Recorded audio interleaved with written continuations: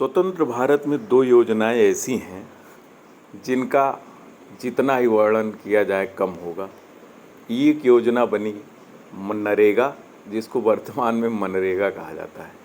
इसमें गड्ढों के ऊपर गड्ढे खोदे जाते हैं और फिर उन गड्ढों को पाटा जाता है और फिर से गड्ढे खोदे जाते हैं और उन्हीं गड्ढों में हर साल सरकार पेड़ लगवाती है और उन पेड़ों को सरकार की तरफ से जो संरक्षित आवारा जानवर हैं वो खा जाते हैं। तो कुल मिलाकर ये अनवरत चलने वाली योजनाएं हैं जिनका लाभ ग्राम पंचायतों के प्रमुख यानी कि प्रधान अपने चहेते लोगों को भरपूर देते हैं। और दूसरी योजना है ये जो सरकारी सस्ते गल्ले की राशन की दुकानें हैं, यहाँ पे जो फ्री का राशन मिल रहा है इसने लोगों को अकर्मण्य बना दिया है।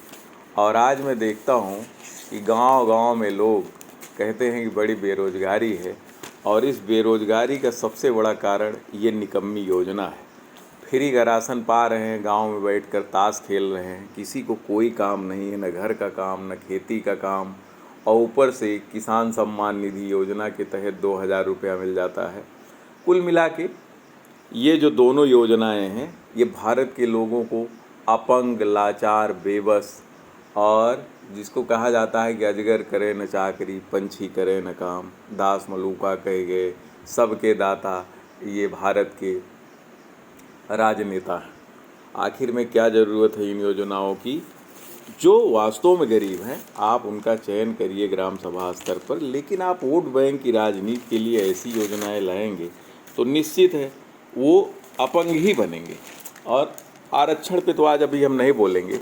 आज का ये जो मुद्दा है, समाचार आप लोग देख रहे हैं, इसमें खबर आई है कि 2.5 लाख विधवाओं के पति भी ले रहे सरकारी राशन और वो महिलाएं निराश्रित महिला पेंशन योजना के तहत विधवा पेंशन ले रही हैं।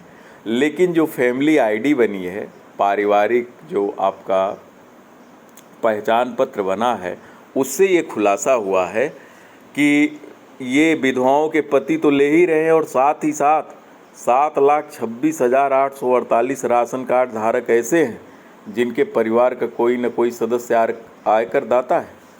मैं इसको आप बहुत दूर तक ना जाएं और न मैं उसको बहुत दूर तक ले जाने का प्रयास कर रहा हूं। हर गांव घर में आप उठा कर देखें, ऐसे ऐसे लोग सरकारी राशन ले रहे हैं जिनको कोई ज़रूरत ही नहीं। वो ले जाकर बनिया के यहाँ बेच करके अपना दूसरा काम करते हैं। कुछ लोग तो दारू पी रहे हैं, कुछ लोग गांजा फूंक रहे हैं, बस इंतज़ार करते रहते हैं। कोटेदार भी मज़ा कर रहे हैं, हर एक परिवार पे 2 किलो 3 किलो खटतौली करके वो भी आनंद में है, जनता भी आनंद में है।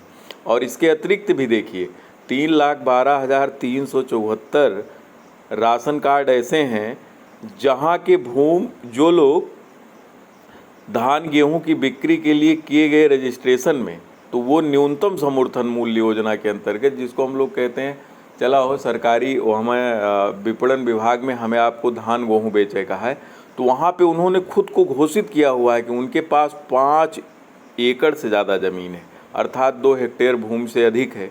तो ये भूमि स्वामी भी ये राशन कार्ड बनवा करके और खूब हड़प कर रहे हैं। तो तीनों स्थितियों में देखें, आयकर दाता भी ले रहे हैं, 2-3 एकड़ से ज़्यादा ज़मीन के मालिक भी ले रहे हैं, विधवाओं के पति भी ले रहे हैं। तो इन योजनाओं का लाभ क्या है?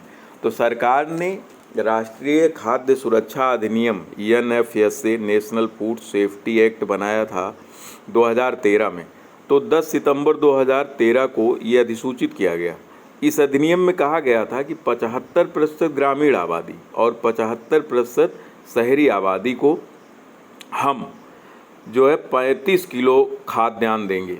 और उसमें भी देखिए, एक था अंत्योदय योजना के अंतर्गत जो परिवार आएंगे उनको कितने पे देना है? 1 रुपया 3 रुपया प्रति किलोग्राम पर चावल, 2 रुपये प्रति किलोग्राम पे गेहूँ और 1 रुपया प्रति किलोग्राम पे मोटा अनाज, अर्थात प्रति परिवार को हम 35 किलोग्राम खाद्यान्न देंगे। और ये योजना पूरे भारत में लागू है। अब इसको कोई बंद भी नहीं कर सकता है क्योंकि अब ये सब वोट बैंक की राजनीति की योजनाएं बन गई हैं। और सरकार इस पर लगभग 2013 में घोषणा की थी कि हम 1,40,700 करोड़ रुपए की वार्षिक सब्सिडी देंगे और जो फ्री वाला देते हैं वो अलग। अब देखो इसमें भी एक योजना और आई थी, लक्षित सार्वजनिक वितरण प्रणाली, इसको बोला जाता है TPDS। 1 जून 1997 से लागू हुई थी और इसमें 25 दिसंबर 2000 को अंत्योदय अन्न योजना की शुरुआत की गई थी। अंत्योदय अन्न योजना में बहुत ज़बरदस्त लाभ है, जो सबसे गरीब परिवार होते हैं समाज के उनको मिलता है। तो उनको तो समझ में आता है कि जो वास्तव में गरीब हैं, लेकिन ये जो बने गरीब हैं इनको क्यों सरकार इस योजना के तहत ये संरक्षण दे रही है। तो भैया हम तो यही कहेंगे कि ऐसी फ्री की योजनाओं से देश का भला होने वाला नहीं है। अब इसी प्रकार से एक बहुत बड़ा रोग बन गया है, जैसे ही चुनाव आता है, कभी विधानसभा का चुनाव, कभी प्रधानी का चुनाव, कभी लोकसभा का चुनाव, तो सरकार चाह कर के भी इन गैर जरूरी योजनाओं को समाप्त नहीं कर पा रही है। सरकार कह रही है कि अब भारत में गरीबी रेखा से नीचे रहने वाले लोग 12 से 13% हैं, लेकिन आज भी ये 75% ग्रामीण आबादी और 50% शहरी आबादी को लाभान्वित कर रहे हैं इस योजना के तहत।